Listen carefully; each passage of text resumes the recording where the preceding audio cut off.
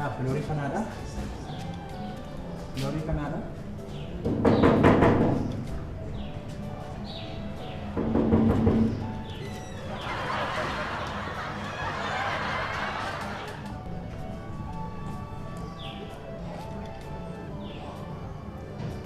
Nakam dito. Naguma. Nagara ka dito. Tira. Nagara miti ka. Naga.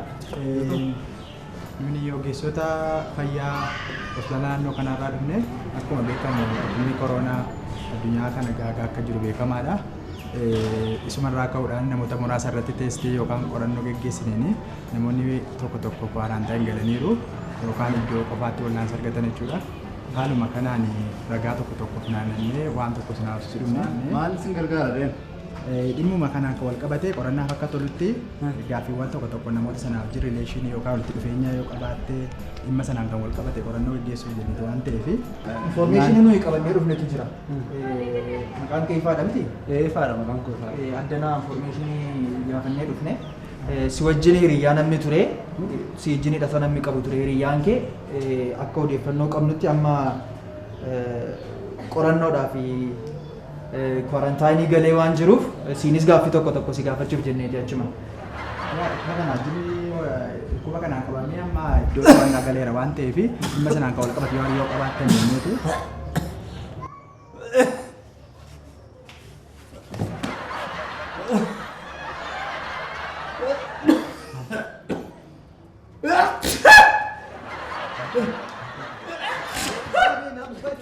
Keessa akka kottaa kan mana duratti Akkasitti obboleessi koo isa dhaggeeffatu baay'ee. Obboleessi koo maal? Tasgabbaa'e. maal ajjeeftan maal boombii yeroo dhukaaftu si dhageera mini. Gaafachuu dhufnee kan. Inni dhukaaste dhukaaste ajjeeftan. Way tasgabbaa'e dhaggeeffatu obboleessi. Kana dura dhukkuba kan biraa. Maal gootu ajjeeftaniitu.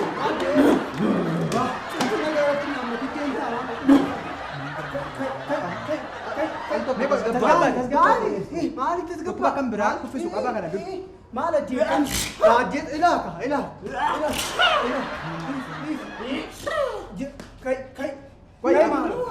Maal taasiftet? Ajjeesi maal? Waan balleessine gaafa. Maal balleessitu?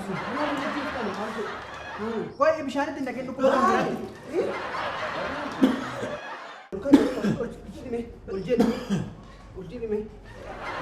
Maal boombiidhaan ajjeesaa maal manumatti dhukaaftanii boombichi. Maali boombii nu waraantanii kaa kottu waraane meerreessa keessan ragaadhaaf tuubee keessan lafa naakaa.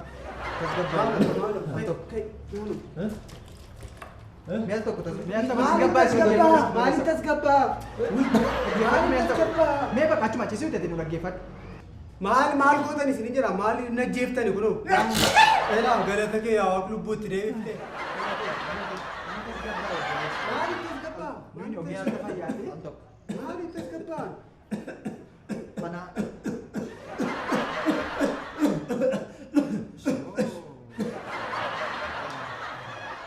Ibsaa eenyudha maqaan isaanii? Maalodha waan sanatti maamiyaan maaltu kana fideenya deeman? Mee tasgabbaa'e mana dhaggeeffadhu nuyi ogeessota fayyaa hospitaala naannoo kana fuuldura dhufneedha. Qorannoo tokko godhaa jirra waan ta'eef namoota qorantaan yookaan iddoo qobaatti wallaanamaa jiran jini hariiroo qabadamee waan shakkameetii fi dhimma qorannoo tokko isa barbaannee dhufnee gaafachuuf jennu kufee. Maal ajjeeftanii gaafachuu mana dhaggeeffadhu waan goone dhisi booddee gara ogeessa fayyaatti geessina gara mana yaalaatti geessina amma maqaan isaa ifaadha miti. Ifaadha. Ifa akka odeeffannoo keenyaattis ifa taammanaati miti maqaan isaa. Ifa taammane. Kun ifaa gammachuuti ifaan taammana la kunnooti in kufaa miti halkan kana guutu yookiin waraabessa yuusa ta'e yookiin saree dutaa bulatee beeku kufaan isaan dubartiseera mandara kanaati. Kuno nkaaftee waaqa nkaaftee Ifaani ani faa gammachuuti. Dhufanii waan hin ta'inatti manii na ajjeesanii handu'aa kokkee naaf qabaman.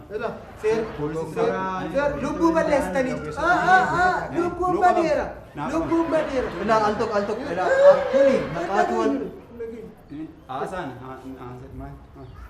nuuni maqaatu wal rukute dhiifamaa bilookii kanarra ta'uusaas odeeffannoodhaan nageenya waan dhufneef maqaatu wal rukute waan ta'eef dhiifama nuuf godhe. maali guyyaa tokko malee anaa buluu qabdu malee du'eera.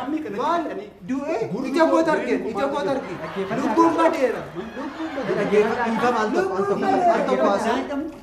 Maal Nuuni information nuyi argannee dhufne maqaadhuma ifaa jedhu qofa waan jalqaba waamneefiti dogoggorra akkasii uumame information immoo bilookii kanarra maaliif fayyummaa keessaniitiif kan hojjechuuf ennee isin amma fayyaa baga taatanii kana booddee rakkinni tokko tokko inni akka maasii qophaa'essu barbaadu yoo isin irratti mul'ate 6955 irratti informationii erguu dandeessu.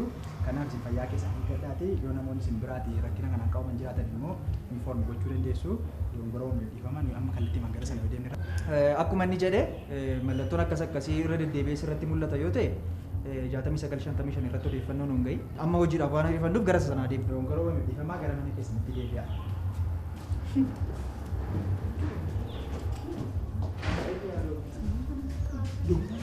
Ogummaa dhuftee ofiin beekon du'eera. Meeqa jedhee bilbila sila 6955 69 irratti bilbilaa. 69 55. Maalaaf